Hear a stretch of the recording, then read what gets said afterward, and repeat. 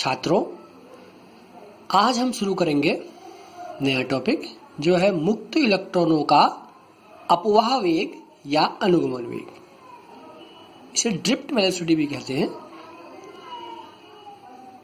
तो माना हमारे पास कोई धातु का तार है, ठीक, उसकी लंबाई L है, वह एक बैटरी से जुड़ा है। बैटरी का धन सिरा इस वाले बिंदु से और ऋण सिरा इस वाले बिंदु से जुड़ा है। माना इसका क्रॉस सेक्शन एरिया A है। तो जो से मुक्त इलेक्ट्रॉन है वह ऋण सिरे से धन सिरों की ओर गति करते हैं। तो जब हम किसी धातु के तार को किसी बैटरी से जोड़ देते हैं तो तार के सिरों के बीच विभवांतर उत्पन्न हो जाता है, माना विभवांतर उत्पन्न होता है। अब अगर विभवांतर उत्पन्न होता है तो उससे एक विद्युत क्षेत्र की तीव्रता भी उत्पन्न हो जाएगी जो धन सिरे से ऋण सिरे की ओर होगी, जिसके कारण प्रत्येक जो मुक्त इलेक्ट्रॉन इस धातु के तार के अंदर है उस पर बल लगेगा F बराबर QE, क्योंकि इलेक्ट्रॉन मुक्त इलेक्ट्रॉन है, इलेक्ट्रॉन का चार्ज E होता है, Q की जगह E आ जाएगा तो E इंटू E।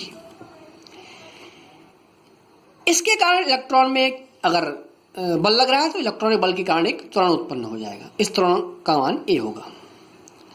परंतु यह त्वरण ज्यादा अधिक समय तक इलेक्ट्रॉन को वेग नहीं बढ़ा पाता। क्यों नहीं बढ़ा पाता? क्योंकि बैटरी द्वारा ली गई ऊर्जा धन आयन से टक्कर होने के पश्चात वह कुछ ऊर्जा खोता रहता है। इसके परिणाम स्वरूप अंत में वह एक नियत वेग प्राप्त कर लेता है, और जिस वेग को हम कौन सा वेग कहते हैं? अनुगमन वेग या अपवाह वेग कहते हैं। यह 10⁻⁴ मीटर प्रति सेकंड होता है।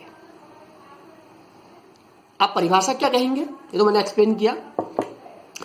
इलेक्ट्रॉन को प्राप्त एक सूक्ष्म नियत वेग जिसके प्रभाव से इलेक्ट्रॉन धन आयनों से टकराते हुए धातु के एक सिरे से दूसरे सिरे की ओर विद्युत क्षेत्र के विपरीत, विद्युत क्षेत्र प्लस से माइनस की ओर बैटरी के, और इलेक्ट्रॉन जो गमन करेंगे कहां से? ऋण से धन की ओर, वो अनुगमन वेग जाने लगते हैं। इस सूक्ष्म नियत वेग को इलेक्ट्रॉन का अनुगमन वेग कहते हैं। इसे Vd से प्रदर्शित करते हैं। यह अनुगमन वेग है। अब हम अनुगमन वेग का व्यंजक निकालना है, एक्सप्रेशन फॉर ड्रिफ्ट वेलोसिटी। तो माना कोई चालक है, जो हमने बनाया था चालक है, ठीक, इसकी लंबाई L है। तो वैद्युत क्षेत्र E के प्रभाव से अनुगमन Vd से बैटरी के ऋण सिरे से धन सिरे की ओर लगता है। L लंबाई के तालक के प्रत्येक बिंदु पर वैद्युत क्षेत्र की तीव्रता E बराबर हमने पढ़ा है V/L होता है। अब तीव्रता है तो प्रत्येक इलेक्ट्रॉन पे इसके कारण एक बल लगेगा, तो F बराबर होता है QE। इलेक्ट्रॉन का चार्ज -E तो F बराबर -E, और E बराबर V/L है तो F बराबर -EV/L। न्यूटन के गति के द्वितीय नियम से इलेक्ट्रॉन पर अगर कोई बल लग रहा है तो उस पर एक त्वरण उत्पन्न होगा। त्वरण क्या होगा? त्वरण F बराबर ma से A बराबर क्या हो जाएगा? त्वरण F/m। F का मान हमने निकाला है -EV/L, तो -EV/ml, जहां m क्या होगा? उस इलेक्ट्रॉन का द्रव्यमान होगा, ठीक। अब तार के भीतर इलेक्ट्रॉन धन आयन से बार बार टकराता है, ठीक है। मुक्त इलेक्ट्रॉन है, उसके अंदर धन आयन भी है। बैटरी के पॉजिटिव से धन आयन आ रहे हैं, नेगेटिव से ऋण आयन आ रहे हैं। ऋण आयन मतलब इलेक्ट्रॉन, तो ऋण आयन जो है धन आयन से टकरा रहे हैं, इलेक्ट्रॉन ऋण आयन से धन आयन से टकरा रहे हैं। इससे उसका वेग बढ़ नहीं पाता। तो यदि किसी इलेक्ट्रॉन की धन आयन से हुई दो क्रमांकित टक्करों के बीच का शांतिकाल टाउ है, कल भी हमने शांतिकाल की बात की, दो क्रमांकित टक्करों के बीच का समय जो होता है, तो हम गति के प्रथम नियम से V बराबर U + AT, तो माना वेग V1 है, प्रारंभिक वेग U1 है, त्वरण A है, और समय क्या होगा? टाउ 1 होगा। इसी प्रकार इलेक्ट्रॉन का वेग U1 + A टाउ 1, दूसरे वाले का U2 + A टाउ 2, तीसरे का U3 + A टाउ 3, ऐसी n अगर नंबर ऑफ इलेक्ट्रॉन है तो UN + A टाउ n। अब इनका औसत वेग निकालेंगे, सबको जोड़ देंगे और n नंबर ऑफ इलेक्ट्रॉन को n से भागा दे देंगे, तो U1 + A tau 1 + U2 + A tau 2 + so on UN + A tau 1/n। n जो है इलेक्ट्रॉनों की संख्या है। तो यही इलेक्ट्रॉन की औसत वृद्धि जो का वेग जो है, यही वेग क्या कहलाता है? अनुगमन वेग कहलाता है। तो इसे Vd लिख देंगे औसत वेग को। अभी हमारा औसत वेग हो गया। अब U वाले टर्म एक साथ रख लो और A दोनों रीजन में साथ रख लो तो u1 plus u2 plus u3 so on un बट्टे n प्लस a सब में कॉमन होगा a tau 1 plus tau 2 plus tau 3 so on tau 1 बट्टे n। अब यह क्या है? यह औसत ऊष्मीय वेग है।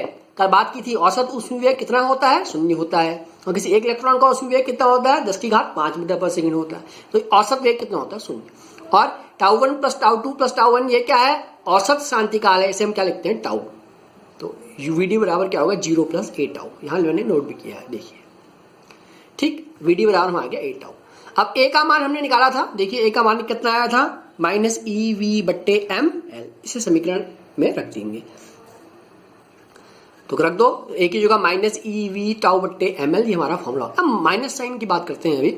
अगर हमें इसे इलेक्ट्रिक फील्ड के टर्म में लिखना है, यहाँ पोटेंशियल है, ठीक। अगर हमें इसे वैद्युत क्षेत्र की तीव्रता के टर्म में लिखना है तो वी बट्टे एल, वी बट्टे एल को हम क्या कहते हैं? ई कहते हैं। तो वी डी बराबर क्या आ जाएगा? माइनस ई टाउ बट्टे एम, ठीक। और जो माइनस चिन्ह है वो क्या दर्शाता है? माइनस चिन्ह दर्शाता है कि अनुगमन वेग विद्युत क्षेत्र की दिशा के विपरीत होता है। तो विद्युत क्षेत्र कहाँ की ओर है? इस डायरेक्शन में। इलेक्ट्रॉन किस डायरेक्शन में लिफ्ट करेंगे? इसके अपोजिट डायरेक्शन में। तो इलेक्ट्रॉन का जो अनुगमन वेग है वह विद्युत क्षेत्र की दिशा के विपरीत होता है। तो यह अनुगमन वेग के लिए व्यंजक है। अगर हमें पोटेंशियल के टर्म में लिखना है, वी डी बराबर माइनस ई वी टाउ बट्टे एम एल। और अगर हमें इलेक्ट्रिक फील्ड के टर्म में लिखना है, वी डी बराबर माइनस ई टाउ बट्टे एम, ठीक। माइनस साइन क्या दिखाता है? कि विद्युत क्षेत्र की दिशा और अनुगमन वेग की दिशा एक दूसरे के विपरीत होती है, या कह सकते हैं कि अनुगमन वेग विद्युत क्षेत्र की दिशा के विपरीत होता